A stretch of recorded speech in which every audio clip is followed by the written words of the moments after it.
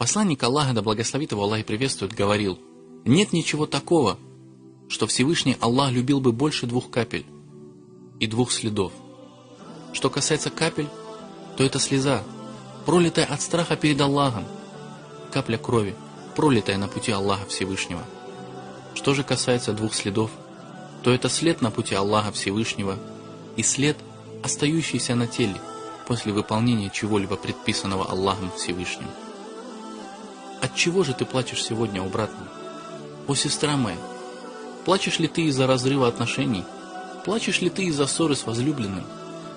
Это слезы, которые пролиты по причине запретных отношений. Наши праведные предки говорили, что запретные отношения несут в себе 3 наказания в мирской жизни. Первое наказание в твоем стремлении достичь цели, заполучить желаемое, в твоем усердии и мучении ради этого. Второе, после того, как ты заполучил желаемое, ты понимаешь, что желаемый цветок оказался колючим, и уколы не дают тебе покоя, затмевая удовольствие.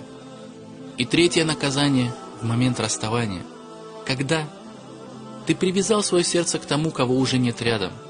Так кто же больше достоин любви?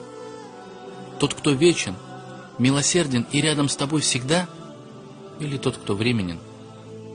Почему ты променял слезы довольства Аллаха на слезы наказания? О, брат мой, о, сестра моя, наполни свое сердце любовью к Аллаху. По-настоящему счастливая и удивительная жизнь только в близости к Аллаху. Посмотри только на одну молитву, которую ты выполняешь 5-кратно.